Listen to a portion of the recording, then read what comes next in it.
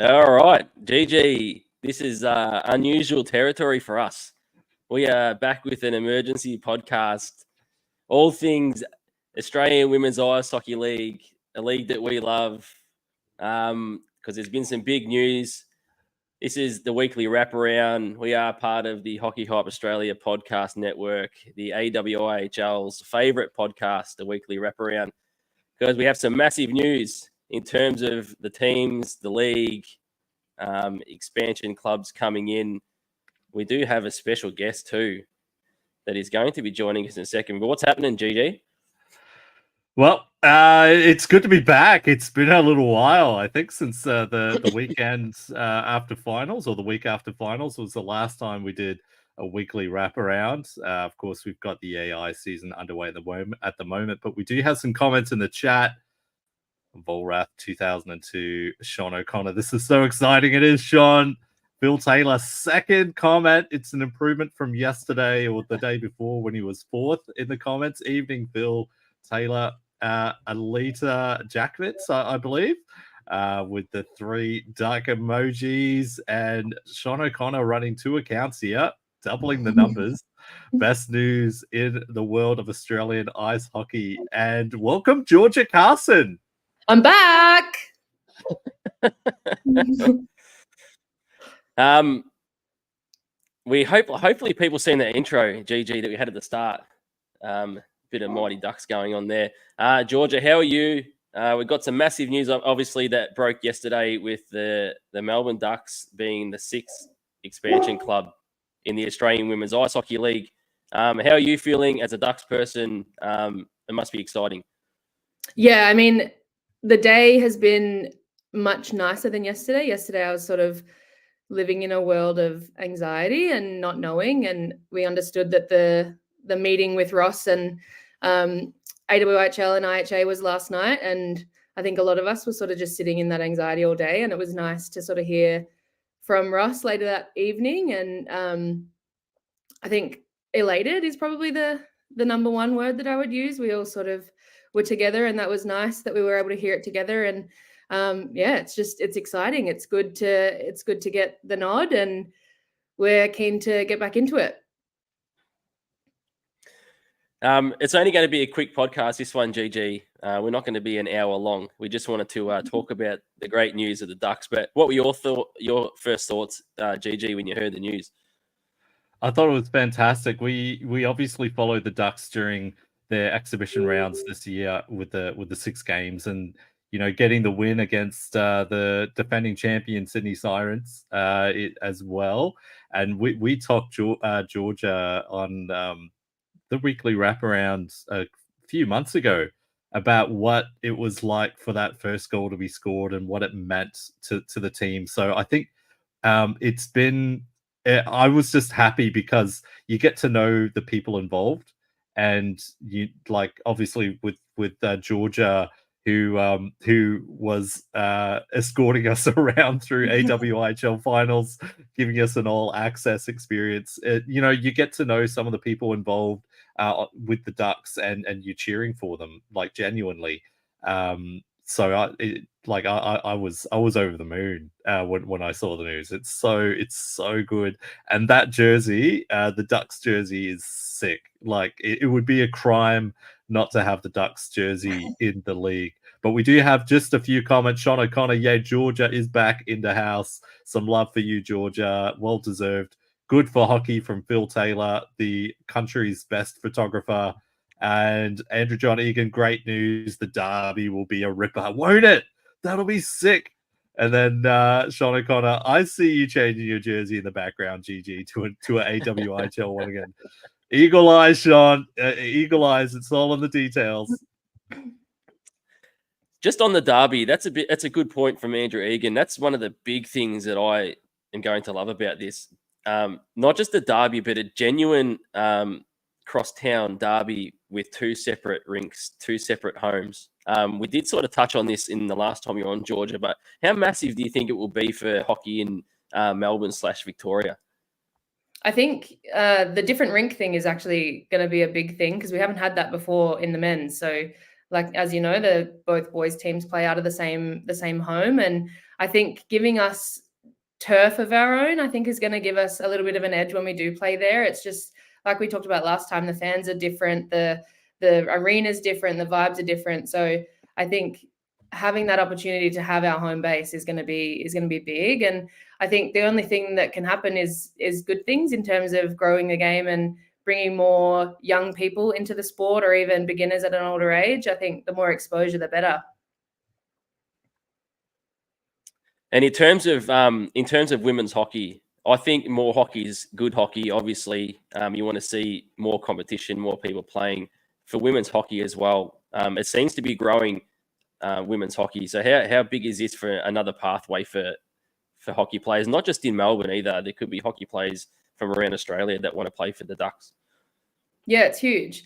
Even I coach a junior team for my home club, and we've got, I'd say, 60% females in that team. And for them to be able to see more women in the game and at a high level, I think is only going to drive them to keep performing and keep doing better. And I think it'll attract more, like, as you know, we have players that will or won't make teams in their home state, and having another opportunity for them to sort of reach out and maybe make a lineup in another hometown would be another opportunity for them. I can just see it being really good and being really positive. And the rivalry, I think we're looking forward to, because it had already started to develop in those exhibitions. But I think the more we can expose everyone to it, the good, the bad, the ugly, the better it will be. And we did have, GG, just before we go, we did have the media release come out yesterday from the Commissioner, Michaela Fellows, on the AWIHL website. Caught a lot of people by surprise, I think, GG. Caught me and you by surprise as well, with the news coming out. But just an exciting moment, isn't it, GG?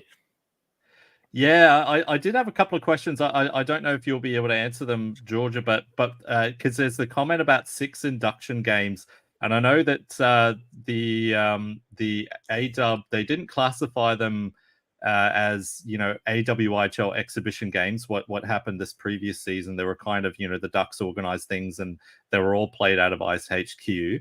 Is there a sense as to where those 6 induction games will be played? Will all 6 be at Ice HQ like they were this past season, or will the Ducks team travel on the road, or is that to be determined later?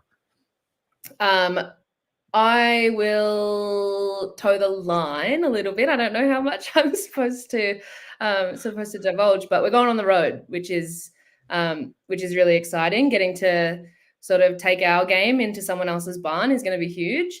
There will be some home turf as well. So of the 3 weekends, we've got a nice split. And then, yeah, I think, I don't know, there's been comments flying around about like what last year was and why it is 6 induction games this coming season. And we don't really know. Like, I personally, I'm not speaking on behalf of anyone else, but I don't know what the go is there and why, but we're just keen to be in. We're just keen to have that license. And I think it'd be a positive thing to give us another crack at a few teams and let us build without having that fully fledged season ahead of us. I think it'll be a little less daunting, but we're ready for it either way. It's going to be grouse. So can you give us a sense? Obviously, last season, after speaking to head coach Jeremy Muir, there was definite improvement as the exhibition kind of series continued. What is your kind of expectation for this coming season? What are you hoping to see? How can people support the Ducks? And what would be a successful kind of 6 induction games from your perspective?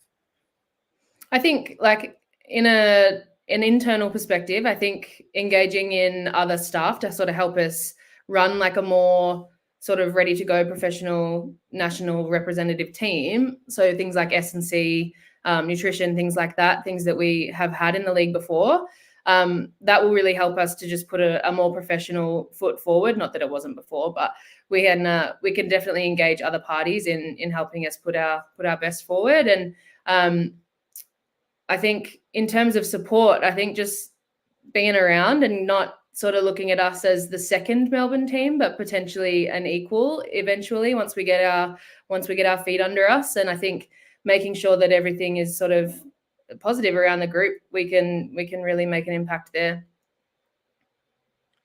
Do you think the Ducks have got a core support there already, or do you think some of that core support that you see at the Ducks games are hockey fans that might support the Ice and the Ducks because the Ducks aren't in? Do you think you'll have your own core support there? Yeah, I think there is, at the moment, there's a bit of a mix of both. Like we're certainly seeing from both sides and people that would just go to both games regardless, which is awesome. But I do think there will be a couple of loyal Ducks supporters, either from the men's run or that have developed that loyalty to us in our exhibition series. But I think regardless, like we're not looking to sort of exclude people or like hold in on our own fans. Like everyone's welcome. And I think this is the thing that people felt when they came to our games, was that it was a really warm environment and everyone sort of felt like they were a part of it. And it wasn't just the team and the fans. Everyone was kind of in together, and we sort of share the love and the load, which is awesome. We do have some comments just in the chat. Alita, I'm ducking excited. Dang, autocorrect again. Ice HQ finally at the big stage from Sean O'Connor. And the perceptive comment here, the long lead-in should be good to build community support, secure sponsors, and build the roster. Because, of course, you'll be a fully fledged participant in the 2025-26 season, which will be pretty sick. It is exciting.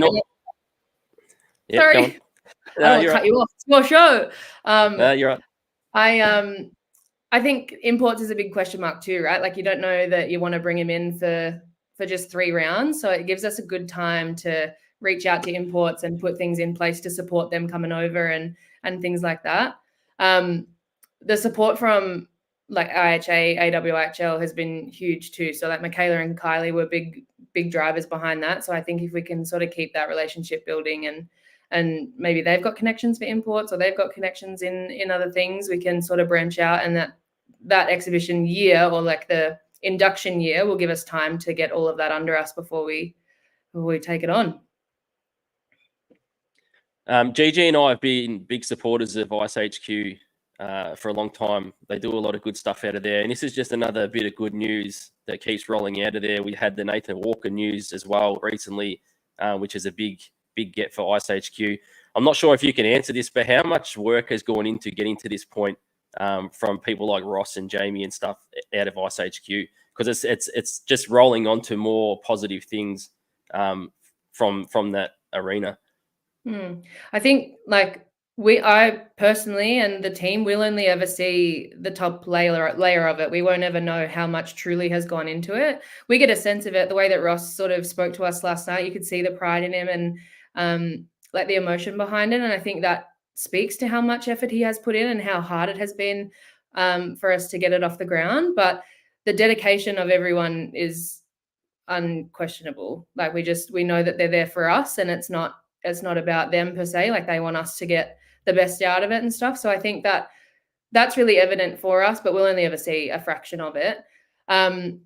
We've got just like, it's just a good group. And I think the work is not work when it's something that you like can really see passion in and can see a future in.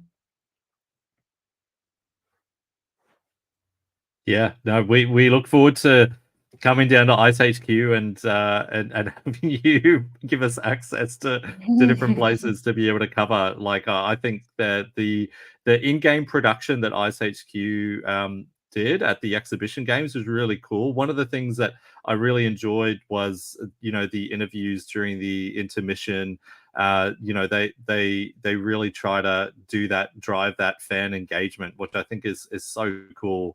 But tell us about, I know you spoke about it the last episode, but tell us a little bit about the unique atmosphere of Ice HQ and what it feels like to play there when, the team scores and the home crowd like erupts in behind them. It's indescribable. And it's not the same indescribable as winning a championship in front of a full arena, or semi-full as we get it in at Docklands, but it's not the same feeling. It's a little bit, I think, because it is a little bit of an underdog story and it's a little bit of a scrap for us. I think it means so much more to have the place go up when good things happen. And it's not just when goals are scored either. It's when like there's a beautiful pass, or if there's a nice check, or if it's something else positive that's happening around us. And that really helps. It just gets us going. And I think because the fans are so close to the ice when we are playing, it just makes it feel even louder and more like it's intense, but in a good way. And I think that's one benefit that we have there. I think it's gonna really give us the extra player on the ice, I think. How excited are you to potentially pull on the sweater? It's a lot. When we were on the call last night, like immediately as soon as Ross said that it was a goer, it was tears, and I had to mute myself really quickly because it was like loud sobbing. It was embarrassingly like loud sobbing. Marshall came in from the other room to make sure I was okay. And it just feels different. It feels like I'm starting with like a beautiful new group, and it's something that we're all super passionate about. And having been around a long time, I didn't expect to feel this way about something again. And to be able to put a Ducks jersey on that has my name on it, and it's legit, and it's something that we've worked really hard towards. I think it's going to be a really emotional first game this season. And then again, when we have our full season, it's going to step up a notch as well. But it's just, yeah, it's unexpected. And I was explaining to Jeremy that my time with the Ducks really allowed me to find the love for the game again. And to be able to continue that is really huge for me personally. And I know that a lot of the girls share that sentiment, that we've sort of found a new love for it under the Ducks banner, which is, I think, really important, and it will help build our culture. Yeah, if you got anything else, GG? No, I think just congrats, Georgia. Like, I'm so happy for you personally, happy for the team. Really looking forward to seeing the different dynamic that it brings to the league. You know, we've got teams in such, you know, vast kind of distances from each other. You know, Perth, Adelaide, Brisbane, Sydney, Melbourne, and now to have two Melbourne teams, like a genuine like regional rivalry is going to add something that is I wouldn't say I just think that the league will be richer for it. So I'm just so happy for that, and I'm really looking forward to the induction games and the full admission in 2025-26. But yeah, it should be exciting. You'll have to make the trip down for the, I guess, inaugural home game, I guess we would call it, but you'll have to be there. I think it's going to be really special. And like we speak about it often in the team, that we're very grateful for the two of you and the work that you've done, not only for the league, but even just giving us the airtime, me specifically, but the team, the team is really grateful just to have the exposure, I guess, and getting the word out there and letting us sort of tell our story off the ice. And you'll see our story develop on the ice, but it's nice to just have your support in that, and it doesn't go unnoticed. So thank you for that. It's very exciting for the sport. It's very exciting for women's hockey. Phil Taylor in the chat. Someone has to come up with the label for the derby. We'll leave that up to you. Leave it up to you, Phil, with his with the way he calls the conferences. We can leave that one up to Phil. We could call it Disney on Ice. We could call it Disney on Ice. It's, you know, well, we'll get sued. We'll probably get sued for that introduction too, by the way. But you know, yeah, I've got nothing to get sued for, GG. But yeah, it's really exciting. Congrats, Georgia, to yourself and everyone at the Melbourne Ducks and everyone out at Ice HQ. It's just great for the sport. More women out there playing, picking up sticks, and a pathway to get to the top level here in Australia. It can only grow the league, and also I think the national team will benefit from it as well, and the levels beneath that. So yeah, congratulations, and we look forward to the very, very first game that the Ducks hit the ice, and for next season as well with the induction games. It should be really, really cool. Thanks for coming on as well, Georgia. Any last words, GG? No, just congrats. Enjoy it. I'm really pleased for you. And yeah, if there's we'd love to help promote coverage as well. So yeah, thanks for stay in touch. And yeah, we'd love to help grow the story. And yeah, it's a privilege for us. It's huge. It's huge. We're leaving the house. I say we. Courtney Marnie plays on the Inferno with me, and we're about to leave and go to the rink, and I'm sure that there will be a really hyped buzz around the place as the Ducks sort of see each other again for the first time since hearing the news. So I'm looking forward to it. Awesome. And yeah, just Alita, thanks for all the coverage you guys do of us and the rest of the AWIHL.